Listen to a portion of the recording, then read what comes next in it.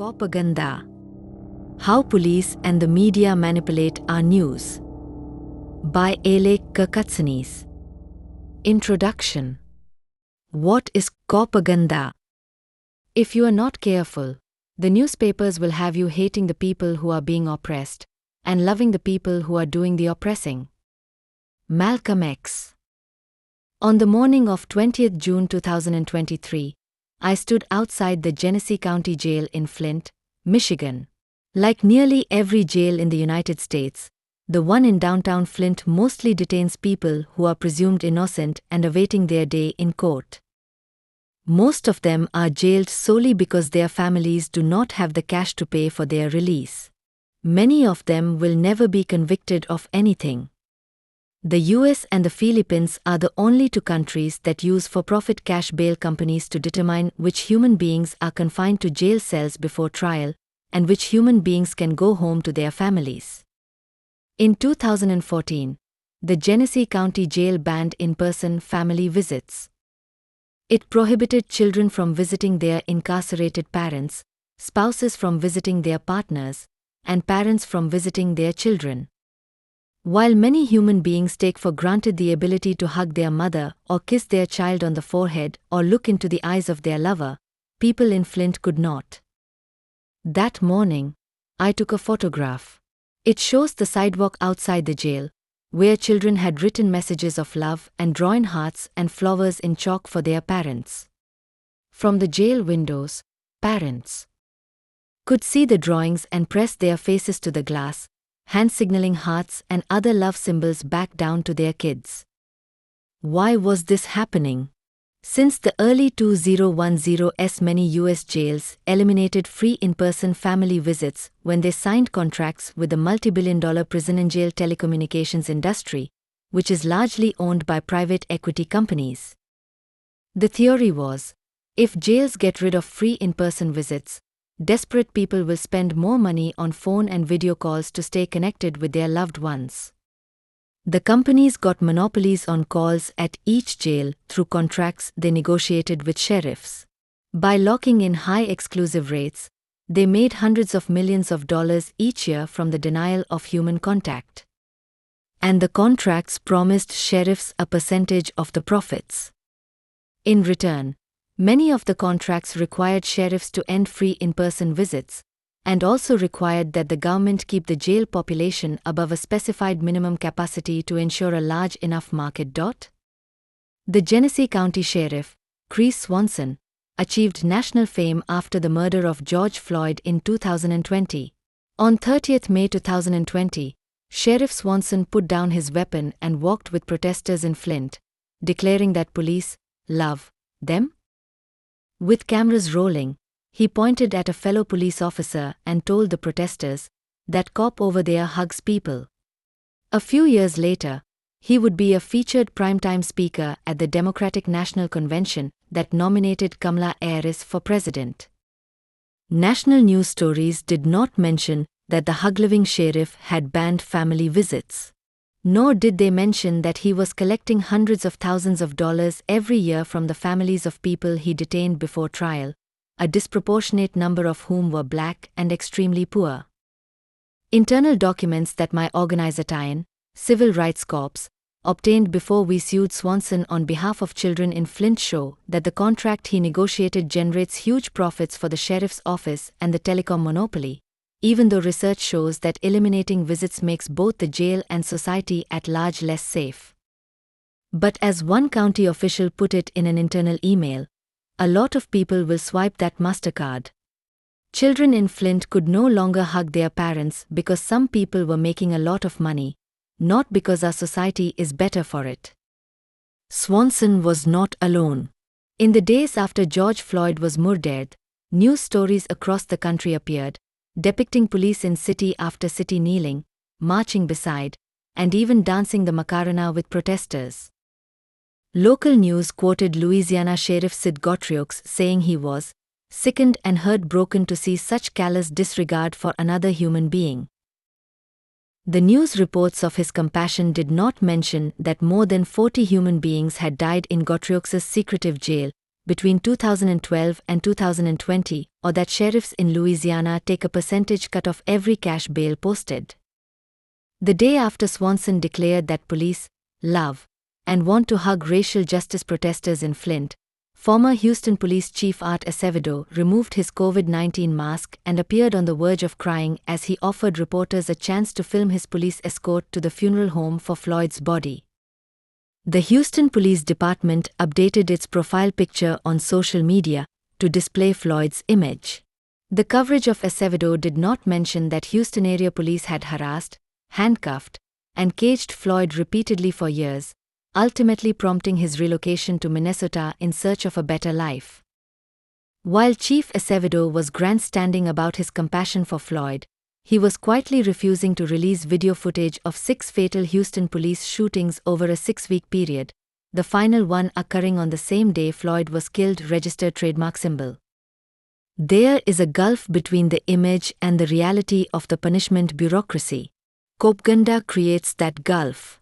It is the system of government and news media propaganda that promotes mass incarceration, justifies the barbarities and profits that accompany it, and distorts our sense of what threatens us and what keeps us safe. Watching police public relations officials across the country use the news media to portray themselves as social justice defenders after the murder of George Floyd marked a turning point in my career. It was an important time for Copaganda, a rare moment when police, prosecutors, and prisons were vulnerable to exposure and mass rejection. More than a decade of widespread criticism against mass incarceration had made criminal justice reform a bipartisan issue. State and federal prison populations had been decreasing since 2009, and Michelle Alexander's thesis in her best-selling The New Femme Crow that mass incarceration was a contemporary form of systemic racial oppression, had become conventional wisdom among liberals. During the first 3 months of the COVID-19 pandemic, the number of people in local jails dropped by 200,000 after advocates successfully pressured local officials to prioritize public health. Mass movements led by the people most harmed by police and prisons led to Black Lives Matter protests in 2014 and 2015, and then, in 2020, the largest protests in U.S. history. Between 15 and 26 million people took to the streets in the first few weeks after the police murdered George Floyd. 1 degree in one major poll taken the week after the murder, 54% of Americans said that the burning of a Minneapolis police precinct was either fully or partially justified. Calls to reduce the size and power of the punishment bureaucracy were ubiquitous, especially among young people and a new wave of political candidates running on that platform. It was in that moment of mass movement, public consciousness, and potential change that I began to focus on how the news media supports the punishment bureaucracy. I had always been critical of how the news manufactures consent for inequality and oppression, to use Edward Herman and Noam Chomsky's phrase from their landmark examination of the political economy of the mass media. But news media reactions to the 2020 uprisings alarmed me. Without subtlety or pretense to objectivity, the news seemed eager to undercut growing public consciousness about the failures of the punishment bureaucracy and to endorse a worldview that, by contrast, legitimized and valorized it. And so, starting in June 2020, I began to archive news stories on the punishment bureaucracy and to study the vested interests that use the news to shape the way we think about crime, safety, and the legal system. 3 punishment bureaucrats understand something important. The news affects what and who we are afraid of, and in turn, which solutions we conjure to meet those fears. Once I started looking more closely, I saw Copaganda everywhere in coverage of crime and safety. In the aftermath of the 2020 uprisings, the news stoked a society-wide panic about one kind of crime or another despite police statistics demonstrating that we were, and still are, living in a period with among the lowest number of police-recorded crimes in modern U.S. history. These manufactured panics were not focused on all crimes, but on specific crimes that the news associated with poor people, strangers, immigrants, and people of color. And most striking of all, story after story built up a consensus, one utterly contrary to scientific evidence, that giving more money to the punishment bureaucracy was the only serious solution to achieve public safety. I started asking myself questions that became themes of this book. Why is this story news? Why are other potential stories about things that harm us not in the news? How did this story get to this reporter? Who are the sources interviewed, and who counts as an expert? Whose perspective is included in this story, and whose perspective is left out? Who benefits from how the story is framed, from what words are used, from what facts the reporter tells us, and from what the reporter ignores?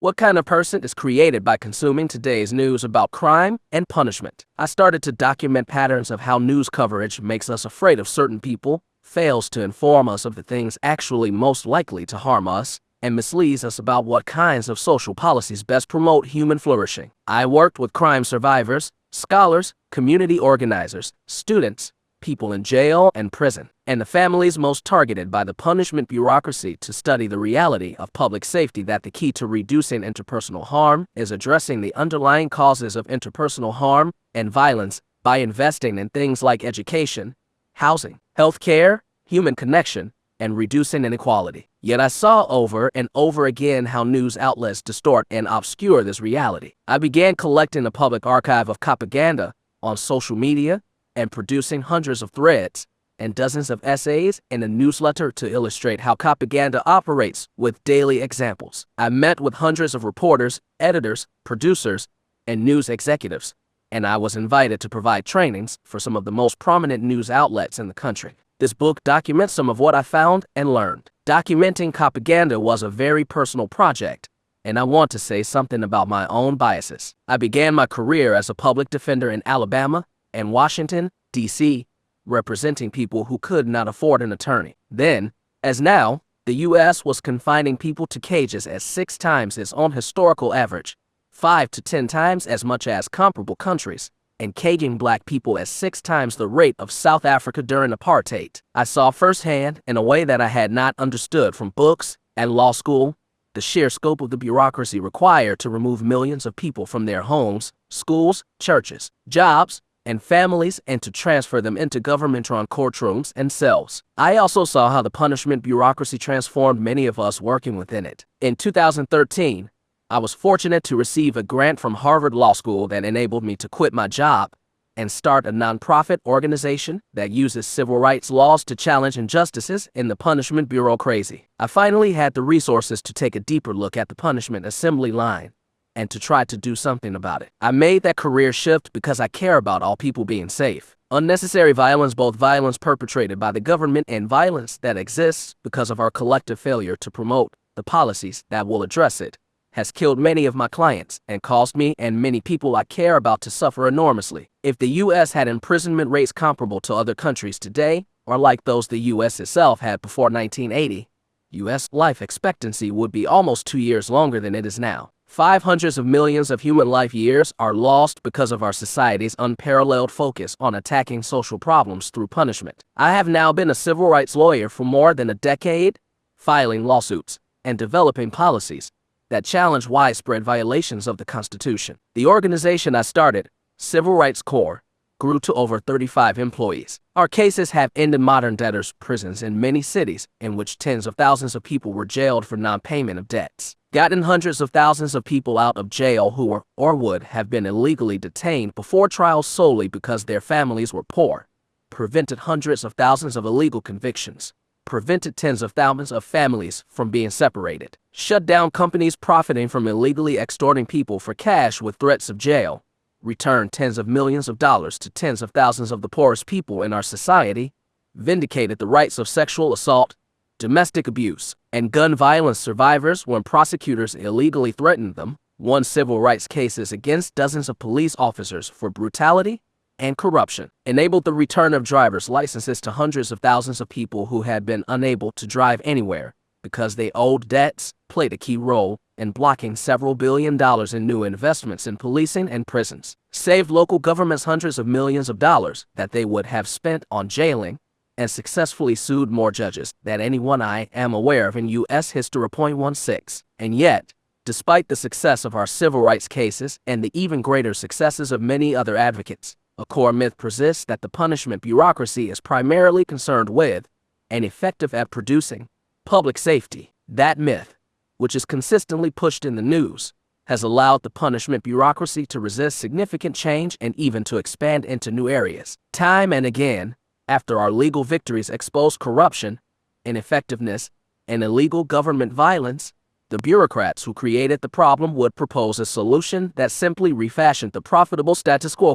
Similar injustice, new label. My years as an advocate for my indigent clients and their families led me to believe that things could be different if the news told different stories in different ways. Who benefits from Copaganda? Copaganda is a specific type of propaganda in which the punishment bureaucracy and the powerful interests behind it influence how we think about crime and safety. I use the term punishment bureaucracy instead of criminal justice system in this book because it is a more accurate and less deceptive way to describe the constellation of public and private institutions that develop, enforce, and profit from criminal law. The government determines what things are considered a crime subject to punishment versus what things are permitted or tolerated even if they hurt people. Then, the government determines what kinds of punishments are appropriate for the conduct it prohibits. Across history and different societies, the definition of crime and how it should be punished has varied depending on who has power and what serves their interests, not an objective evaluation of what causes harm. The following questions illustrate my point. Is it a crime to take food from a grocery store chain without paying for it if you're hungry? To terminate a pregnancy? To sleep on the subway or in a park? To beg on the sidewalk? To ingest a substance so that you can feel better? To belong to a union? To refuse to grant mortgages to Catholics? To charge high interest rates? To steal your employees' wages? To drill for oil? To release toxic liquids into the water? To seize land from indigenous people? To participate in a lynch mob?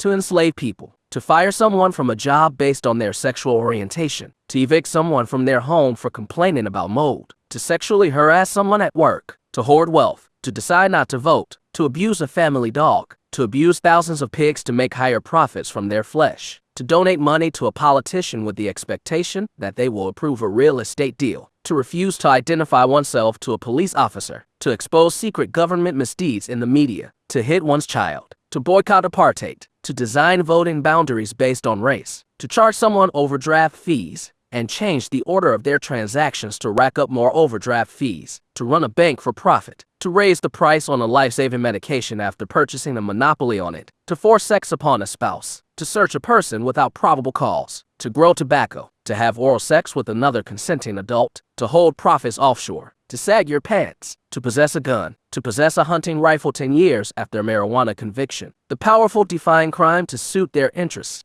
making some things legal and others punishable. They also decide how what is criminalized gets punished. Should the government execute or cage or whip people who break a law? Should the government mandate a public apology, permit survivors to initiate restorative processes, seize assets, require volunteer work, revoke a business or driver's license, confine someone to their home, banish them? Should society show them love and give them help? Should society instead invest more in preventing certain harms from happening in the first place? Having defined crime and punishment, the government also determines which crimes to enforce against which people. Law enforcement rarely responds to most violations of the law. It only enforces some criminal laws against some people some of the time. These decisions, too, follow patterns of power, not safety. That is why U.S. police chose for many years to arrest more people for marijuana possession than for all violent crime combined. That is why police prioritize budgets for SWAT teams to search for drugs in poor communities over testing rape kits. That is why the Los Angeles Sheriff's Office responded to proposed county budget cuts by threatening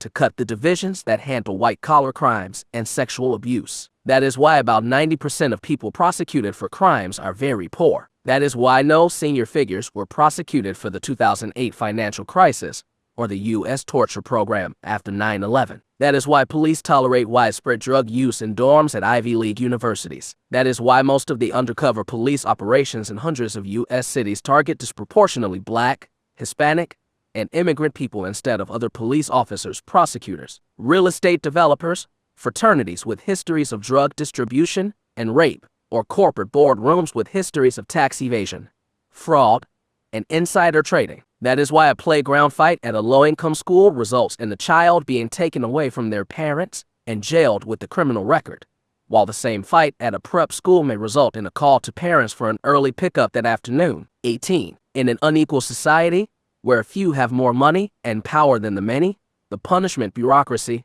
is a tool for preserving inequalities. It maintains the social order by using government violence to manage the unrest that comes from unfairness, desperation, and alienation, and it crushes organized opposition against the political system. These functions explain why the punishment bureaucracy expands during times of growing inequality and social agitation. Throughout history, those who are comfortable with how society looks tend to preserve and expand the punishment bureaucracy, even though fanned largely because it operates as an anti-democratic force. Those who have wanted to change certain aspects of our society, such as movements for workers, racial justice, women's suffrage, economic equality, peace, ecological sustainability, immigrant rights, LGBTQ+ rights, and so on, have tended throughout history to combat the size, power, and discretion of the punishment bureaucracy. Why? Because it is almost always wielded against them. A lot of punishment bureaucrats are involved in the system: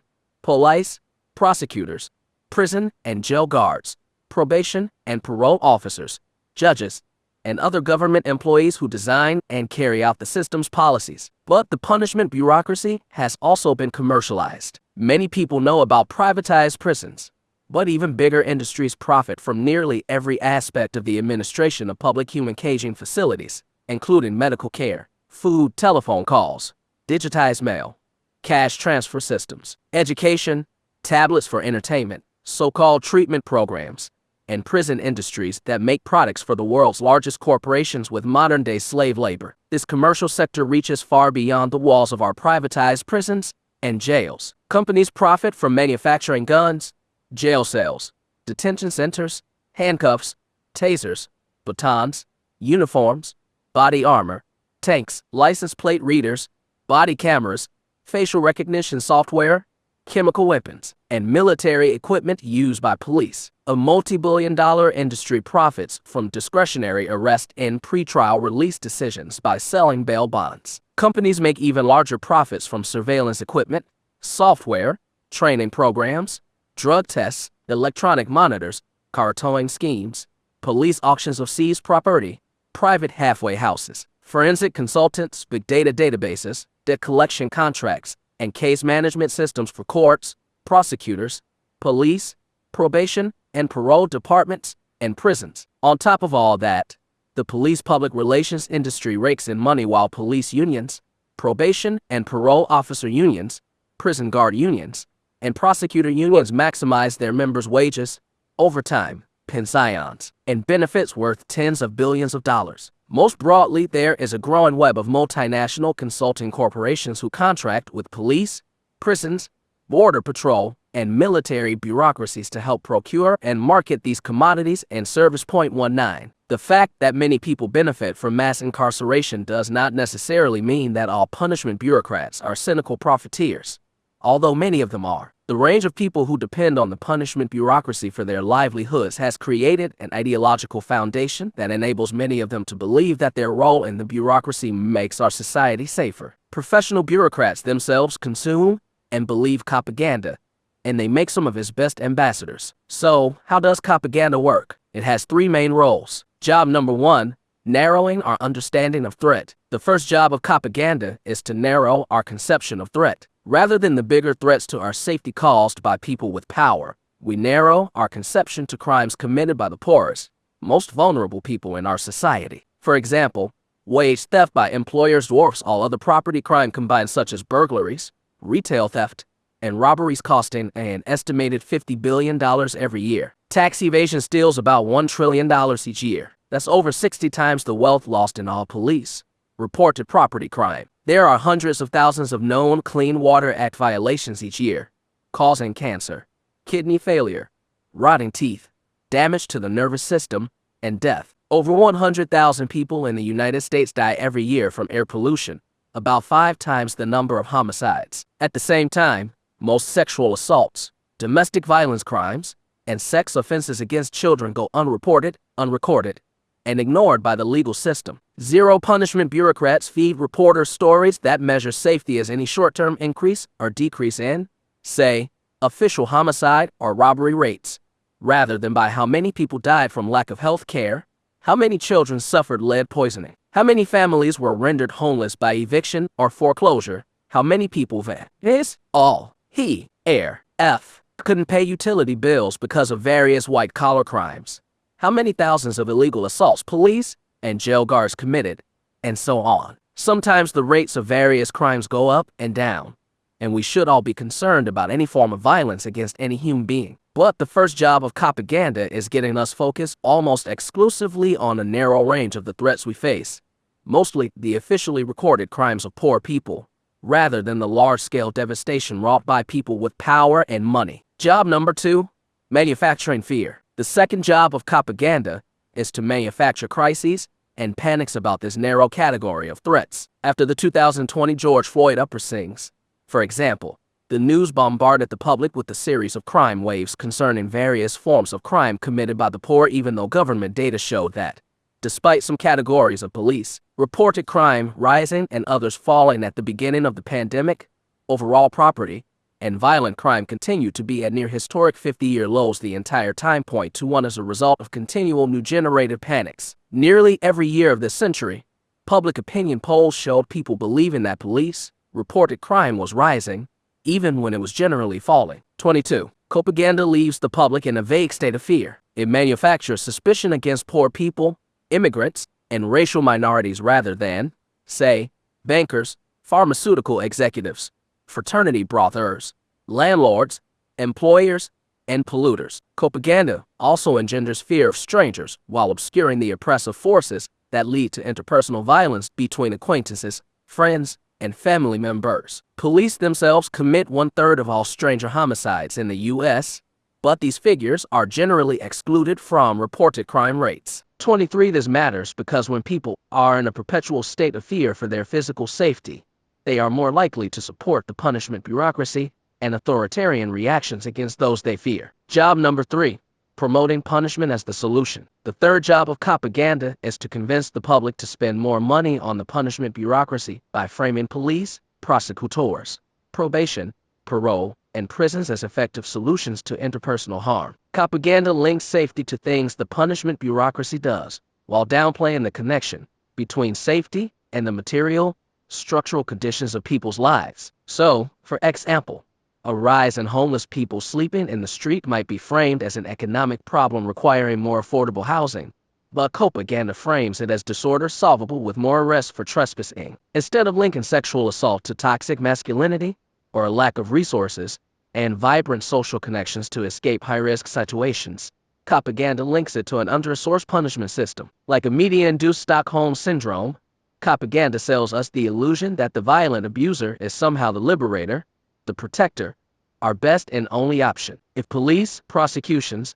and prisons made us safe, we would be living in the safest society in world history. But, as I discuss later, greater investment in the punishment bureaucracy actually increases a number of social harms, including physical violence, sexual harm, disease, trauma, drug abuse, mental illness, isolation, and even in the long term, police recorded crime. 24 Instead, overwhelming evidence supports addressing the controllable things that determine the levels of interpersonal harm in our society, including poverty, lack of affordable housing, inadequate health care and mental wellness resources, nutrition, access to recreation and exercise, pollution, human and social connection, design of cities, buildings, and physical environments, and early childhood education. 25 Addressing root causes like these would lower police reported crime and also prevent the other harms that flow from inequality that never make it into the legal system for punishment, including millions of avoidable deaths and unnecessary suffering that exceed the narrow category of harm that police record as crime.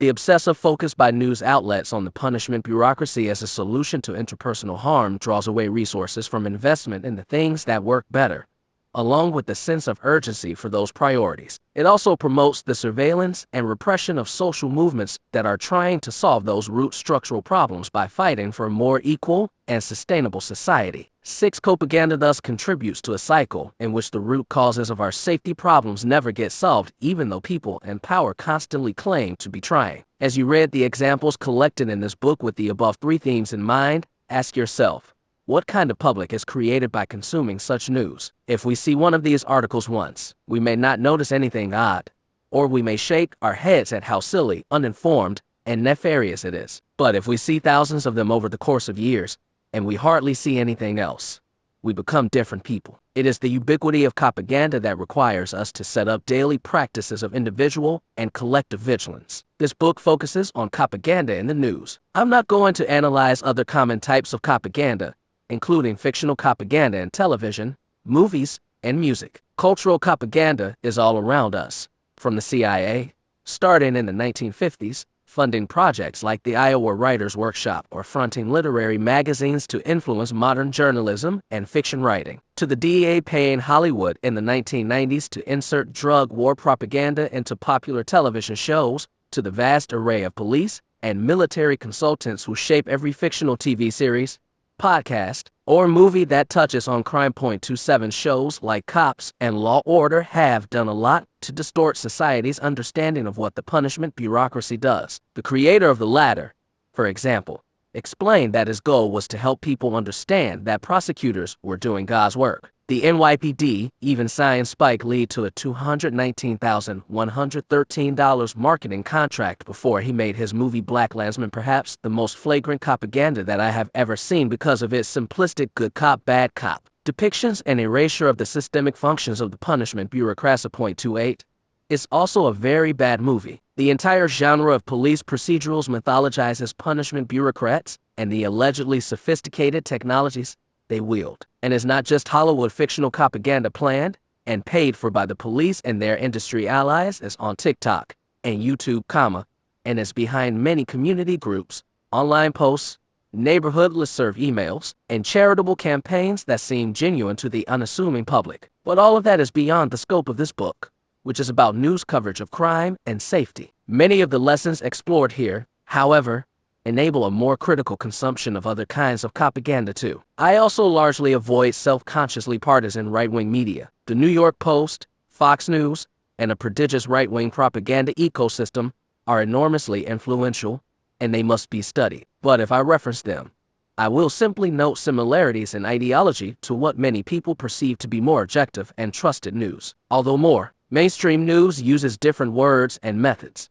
the ideologies and effects of its coverage are similar to a lot of right-wing media. The modest goal of this book is to reach people who do not have the goal of pushing society toward greater inequality and authoritarianism and are instead open to understanding the world more honestly and working for a better one. I focus on the most prestigious corporate news outlets because their propaganda is often the most subtle and insidious, and because it is targeted at people who think of themselves as informed. These news outlets, such as the New York Times, also tend to set the agenda, to reflect the vibes and zeitgeist of people in power, and to play an important role in legitimating authoritarian repression among liberal elites. This should not be read as a judgment that crime stories and local TV news are not propaganda. To the contrary, the daily and nightly volume of crude local crime stories is perhaps the single most important feature of contemporary news propaganda. But my focus will mostly be on teasing out lessons from more sophisticated news sources that are also applicable to less sophisticated ones. And every example I discuss represents something pervasive that infects the larger world of media. It is chosen precisely because of its prevalence in the propaganda ecosystem.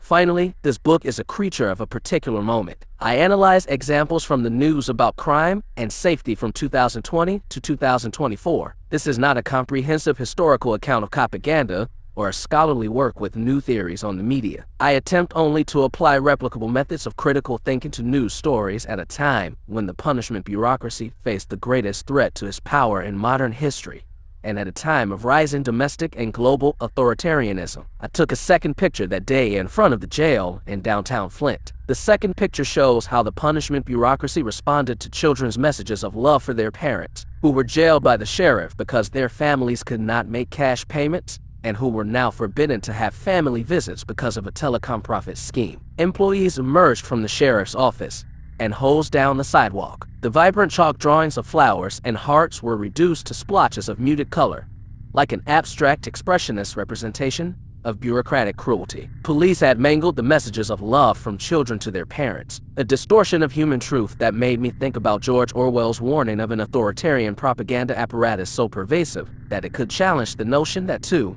and two make four. But the children of Flint, who would come back again and again to redraw their messages, understood something important. The forceful denial of honest communication is the forceful denial of a meaningful life.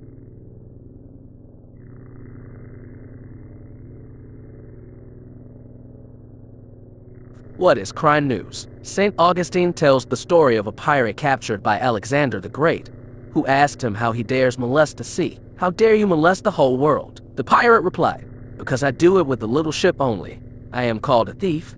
You, doing it with the great navy, are called an emperor." Noam Chomsky. It is said that the camera cannot lie, but rarely do we allow it to do anything else. Since the camera sees what you pointed at, the camera sees what you want it to see. The language of the camera is the language of our dreams. James Baldwin. In 2022, I appeared on a Sunday morning news show in Los Angeles amid an increase in local news stories about theft. I pointed out patterns in which news stations devoted more coverage to low-level theft than to other behavior that causes more suffering, including larger forms of theft. The anchor incredulously asked me why the news should not be covering it when a man in a Ferrari is robbed and has his Rolex taken in Beverly Hills, which he explained was one of the most affluent areas. Referencing an anecdote in retail theft by groups of teenagers in clothing stores, he said, "I think we have an obligation to cover that, don't you think?" 3. How we think about his question depends on what one thinks to be the purpose of news. Air pollution kills 10 million people each year and causes untold additional illness and suffering. It kills at least 100,000 people in the United States alone annually, about 5 times the number of police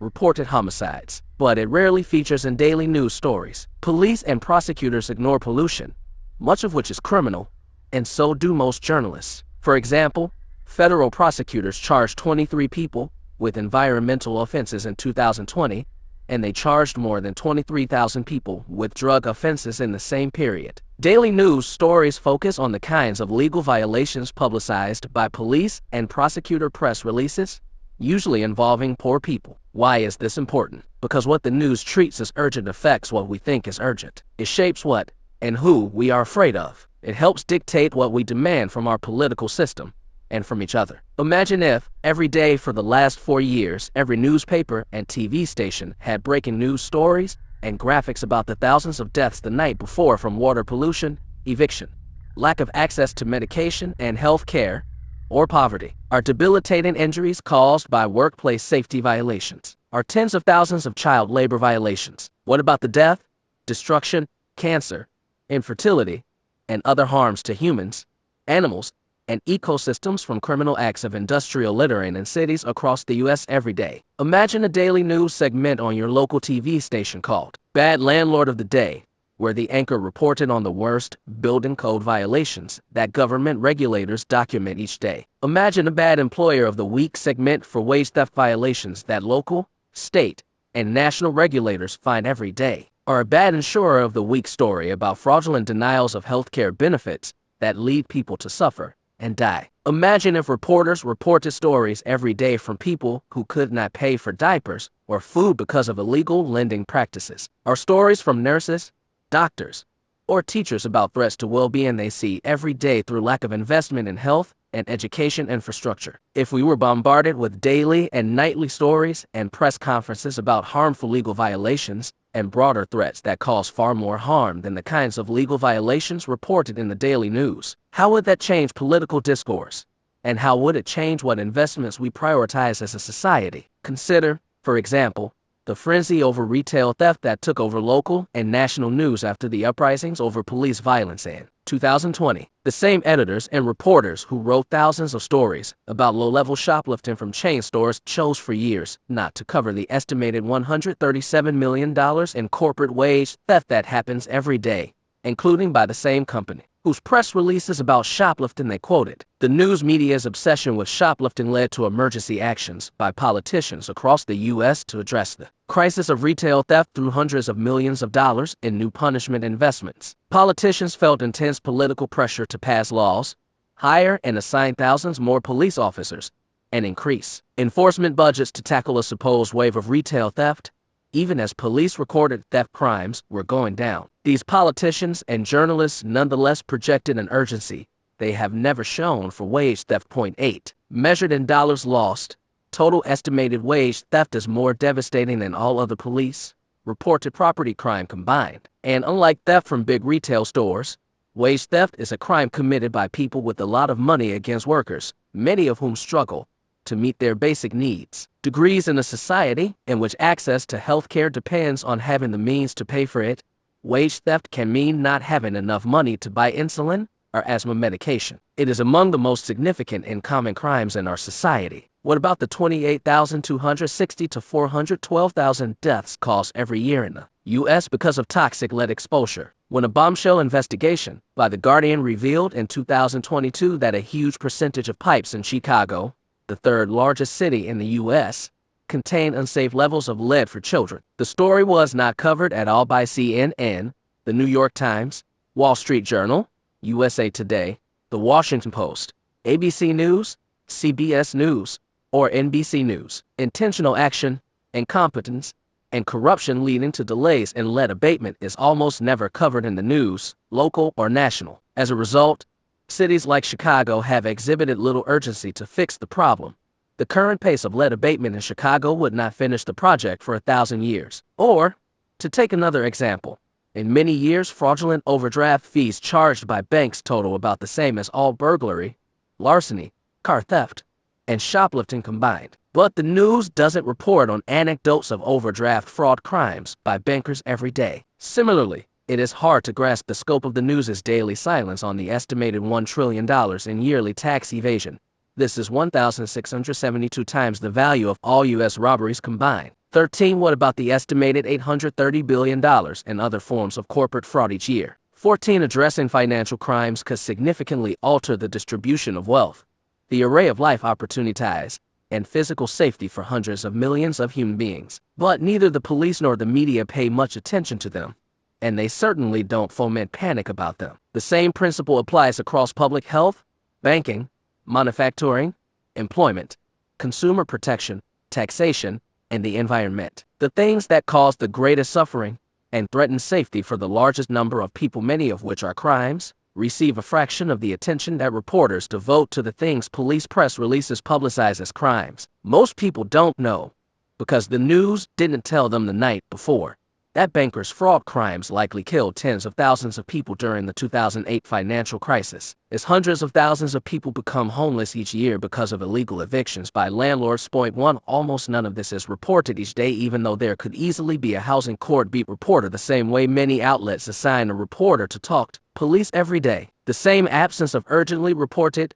daily anecdotal coverage applies to the great criminal littering epidemic. Several trillion pieces of plastic are thrown illegally into our waterways each year, and they make their way into the bodies and bloodstreams of every living organism on the planet, with profound consequences for all of us. Are there local news anecdotes each day covering the crime wave of the intentional insertion of lead, mercury, cyanide, and cadmium into the ground? Are the tens of billions of dollars in fraud crimes committed by entities that are supposed to be providing hospice care for terminally ill seniors? At most, each of these issues is covered in an occasional, hard-hitting piece of investigative journalism, and then the news cycle moves on. They are not considered daily news of continuing alarm over public safety. 7. None of this is to say that violent crime and property crime recorded by police doesn't matter, or that we shouldn't care about it. To the contrary, we should care about anything that harms people. But it is vital to be cognizant of what kinds of harm by whom, against whom, in which moments, and to what end, are treated as news. The news about public safety is a social and political creation that contains judgment calls at every turn, one that creates winners and losers, and that could look different if we wanted it to. So, who is deciding to cover each subsequent example of shoplifting with hourly, breaking news urgency, but not other legal violations that leave adults and children dying, sick, and in poverty. Who is shaping what makes us feel scared? Why are they doing it? And who benefits? Identifying the gap between the reality of holistic safety and the news is the first step in understanding how so many people who care about creating a society that expands our collective safety end up prioritizing investments in a punishment bureaucracy that ignores the things that threaten us the most.